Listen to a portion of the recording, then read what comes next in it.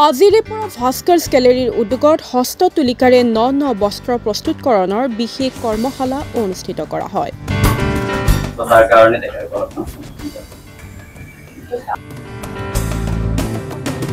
তিনিদিনীয়া কাৰ্যসূচীৰে এই কৰ্মশালাৰ আয়োজন কৰা হৈছে।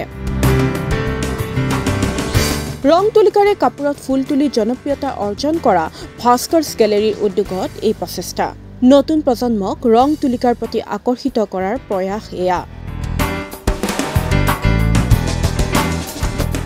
আজি কৰ্মশালাৰ প্ৰথম দিনৰ কাৰ্যসূচীত বিশিষ্ট অতিথি হিচাপে উপস্থিত থাকে দ্য আছাম পোষ্টৰ পৰিচালন সঞ্চালক তথা আৰোহণ ফাউণ্ডেশ্যনৰ সঞ্চালক ডক্টৰ হিমা কাশ্যপ। এটা শিশু জন্ম দিয়া যিদৰে কঠিন ঠিক সেইদৰে লালন পালন কৰাটো খুব কঠিন।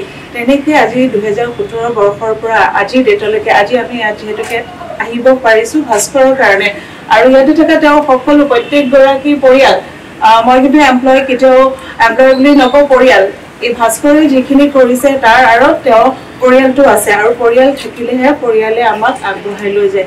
এই আজি যে যিযোৰ সাজ পৰিধান কৰিছো সেইযোৰ ভাস্কৰৰ যি অৰ্ণামেণ্ট পিন্ধিছো সেয়াও ভাস্কৰৰ আৰু লগতে মোৰ যিবোৰ ট্ৰেডিশ্যনেল পিন্ধো সেই গোটেইবোৰ চাদৰ মেখেলা বুলিয়ে নহয় বাকী ডিজাইন কৰা গোটেই কাপোৰবোৰে ভাস্কৰে কৰি দিয়ে। লগতে উপস্থিত থাকে জনপ্ৰিয় কণ্ঠশিল্পী গীতালী দেৱী, সংগীত শিল্পী সুমিত সাগৰকে ধৰি সাংস্কৃতিক ক্ষেত্ৰৰ বহুকেইগৰাকী গণ্যমান্য ব্যক্তি।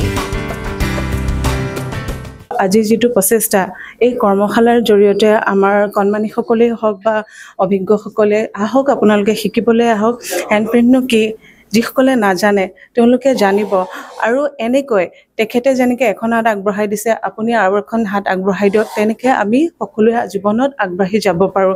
চ' আমি সেই তিনিদিনীয়া এটা ৱৰ্কশ্বপ এটা আমি ষ্টাৰ্ট কৰিবলৈ লৈছোঁ য'ত আমি হেণ্ড পেইণ্টেড কাপোৰ হেণ্ড পেইণ্টেড গাৰ্মেণ্টছ আৰু ব্লক বনোৱা আৰু ব্লক প্ৰিণ্ট আমি দেখুৱাই আছোঁ।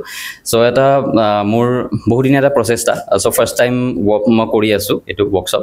চ' বহুত এটা আশা লৈ পেলাই কৰি আছোঁ যে এই বস্তুটো যাতে কেনেকৈ যাতে আৰু আমি বেলেগকো আমি দিব পাৰোঁ। বহুতে মোক সুধি থাকে যে মানে হেণ্ড পেইণ্টিং কালেকশ্যনছ শিকিব বিচাৰে বা হেণ্ড পেইণ্টটো শিকিব বিচাৰে, খালি তেনেকুৱাকৈ এটা মোৰ সময় মিলা নাছিলে। চ' সেইটো কাৰণে এটা প্ৰচেষ্টা এটা লৈছোঁ। মোৰ ফালৰ পৰা ভাস্কৰলৈ বহুত বহুত শুভেচ্ছা থাকিলে।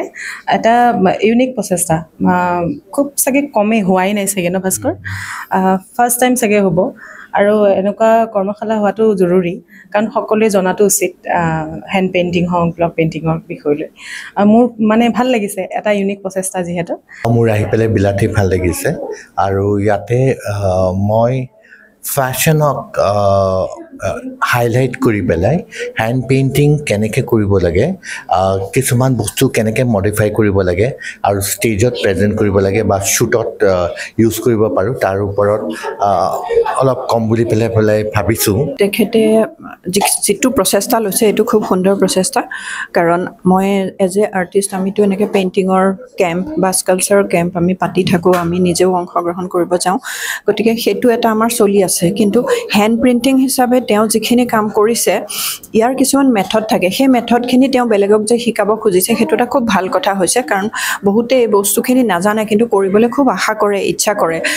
ধৰক হাউচৱাইফে হওক বা উঠি অহা ল'ৰা ছোৱালীখিনিয়ে হওক কৰিব ইচ্ছা কৰে, গতিকে তেওঁ যোনটো পদক্ষেপ লৈছে সেই কামটোৰ কাৰণে আহি মোৰ সেইকাৰণে ভাল লাগিছে যে। Bureau report the Assam post.